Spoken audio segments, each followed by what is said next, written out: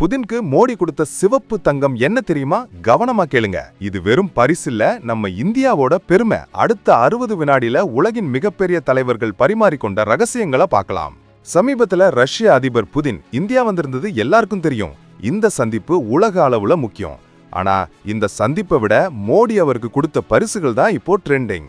சாதாரணமா ஏதோ கிஃப்ட் கொடுத்திருப்பாருன்னு நினைச்சா அதுல அத்தனை அர்த்தமும் நம்ம நாட்டின் ஆழமான கலாச்சாரமும் இருக்கு. லிஸ்ட் கொஞ்சம் பெருசு. ரஷ்ய மொழியில் மொழிபெயர்க்கப்பட்ட பகவத்கீதை புத்தகம், அப்புறம் முர்ஷிதாபாத்ல உருவான வெள்ளி தட்டு கோப்பைகள். ஆனா அதுலயும் 2 விஷயம் செம ஹைலைட். ஒன்னு, பிரம்மபுத்திர சமவெளியில விளையிற புவிசார் குறியீடு பெற்ற அசாம் பிளாக் தேயிலை தூள். இன்னொன்னு, உலகத்திலேயே அதிக விலை உள்ள ஒன்னு, அதுதான் காஷ்மீரோட குங்குமப்பூ.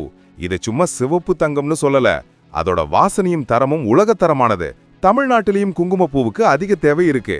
இது மட்டுமில்ல, மகாராஷ்டிராவோட நுணுக்கமான வேலைப்பாடு கொண்ட வெள்ளி குதிரையும் கொடுத்திருக்காரு. இந்த ஒவ்வொரு பரிசும் நம்ம இந்தியாவோட வீரத்தையும் கண்ணியத்தையும் புதின் கிட்ட சொல்றதா மோடி சொல்லியிருக்காரு. அதாவது ஒவ்வொரு பரிசும் ஒரு டிப்ளமேட்டிக் மெசேஜா இருக்கு. அப்புறம் ஒரு சின்ன சர்ப்ரைஸ், புதினுக்கு குடியரசுத் தலைவர் மாளிகையில கொடுத்த சைவ விருந்து.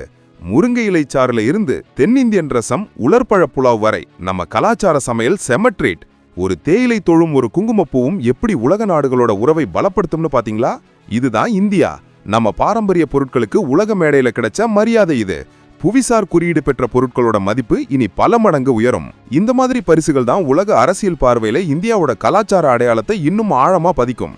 இந்த லிஸ்ட்ல நீங்க புதினுக்கு பரிசா கொடுத்திருந்தா நம்ம தமிழ்நாட்டிலிருந்து எந்த பொருளை கொடுத்திருப்பீங்க? உங்க பதில கமெண்ட் செக்ஷன்ல சொல்லுங்க. லைக் பண்ணிட்டு இந்த கலாச்சார பெருமையை உங்க நண்பர்களுக்கும் ஷேர் பண்ணுங்க. இந்த சிவப்பு தங்கம் தந்த பவருக்காக ஒரு சப்ஸ்கிரைப் பண்ணுங்க.